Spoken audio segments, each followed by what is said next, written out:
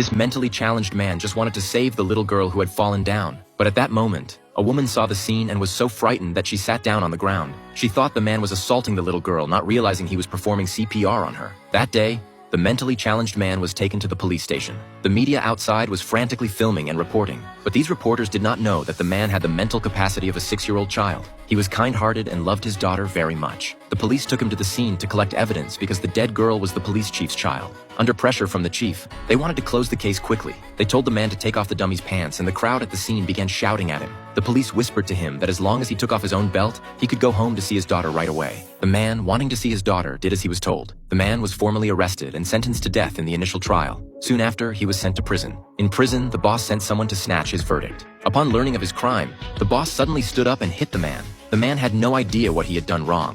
But when a few people saw that his initial sentence was death, they stopped bullying him. However, the man was also isolated by the inmates. During the day, he would use a stick to write his daughter's name on the ground. When he looked up, he noticed someone was sharpening a toothbrush. That person, holding the sharpened toothbrush, was staring at the boss of his cell. Suddenly, a few people ran quickly towards the boss. At this moment, the man rushed up to block the attack. The boss reacted and saw the man lying on the ground. Back in the cell, the man had bandages wrapped around his waist. The boss, in order to repay the favor, promised to fulfill one wish for the man. It turned out that the boss had a back door in the prison. During exercise time, he would throw a ball over the wall and have people outside throw it back in.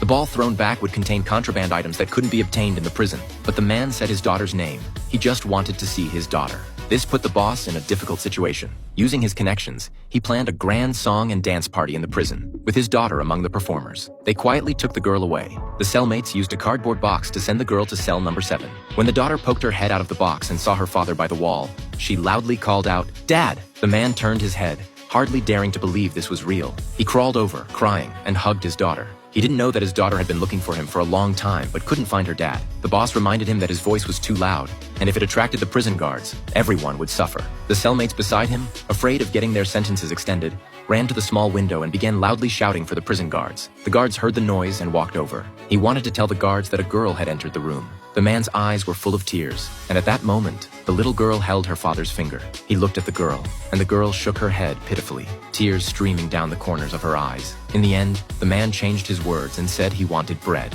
Everyone breathed a sigh of relief. The girl ran into her father's arms again, reminding him to keep his voice down. The little girl asked her father why he was here and if he was a bad person. He told his daughter that he was not a bad person and that they were the bad ones. What no one expected was that the performance troupe left early, and the daughter was unable to leave, forgotten in the cell. The father and daughter were both very happy, but this made the cellmates very afraid. On the one hand, they had to find a way to prevent the prison guards from discovering her, and on the other hand, they had to think of how to send the girl away. At night, when the prison guards did their rounds, the daughter would hide under the door. The visually limited guards wouldn't be able to discover her. One day, the prison guards suddenly came to check the cells. The daughter was still hiding under the door. Who knew that the guard would smile and directly open the door underneath? Fortunately, 2 people lifted the girl up, but at this time, the section chief suddenly appeared outside the window. They were caught. The man was sent to solitary confinement, and the daughter was also sent back. Not long after, a fire broke out in the prison, but unexpectedly, the prison section chief was trapped inside. At this moment, the man also saw what was happening. He rushed in through the fire to save the section chief. Soon after, the section chief opened his eyes on the hospital bed. The doctor told him that if the man hadn't saved him, he would have died in there. At this moment, the section chief also had doubts. Why would this murderer risk his life to save him? That day, the teacher brought the daughter to visit her father. The man was so happy that he couldn't speak. Soon, visiting time was over, and the father was forcibly taken away by the prison guards. The daughter kept hitting the glass. The section chief watched all this. He couldn't imagine that a father who loved his daughter so much could commit such a crime.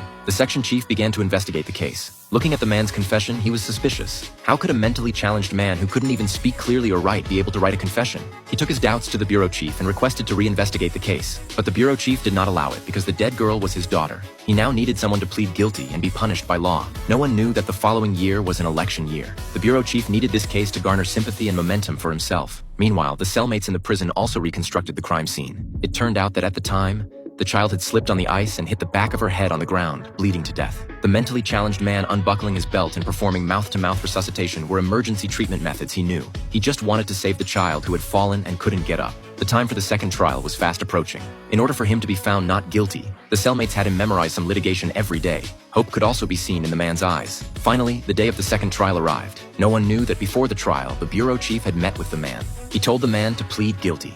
Otherwise, he would let his daughter die just like his own daughter. The man's eyes began to look dazed in the courtroom. When the lawyer asked him if he had committed the crime of murder, he admitted it on the spot. Everyone was shocked. Faced with the bureau chief's threat, the man could only plead guilty. At this moment, the section chief suddenly stood up and loudly told the man to wake up, but he was restrained by the court staff. The man kept pleading for the section chief to take care of his daughter. As a result, the initial verdict of the death sentence was upheld. The daughter was crying to the point of collapse. Back in prison, the cellmates wanted to help the man escape. They made a hot air balloon and put the man in it. As the hot air balloon slowly rose, they waved goodbye to the people on guard duty. Unfortunately, the rope got caught on the barbed wire, and the escape plan ended in failure. Not long after, the man's death sentence was carried out. He bid a final farewell to his daughter. Later, the daughter was adopted by the section chief. When she grew up, she became a lawyer. She gathered the uncles from the prison back then and cleared her father's humiliating charges from years ago.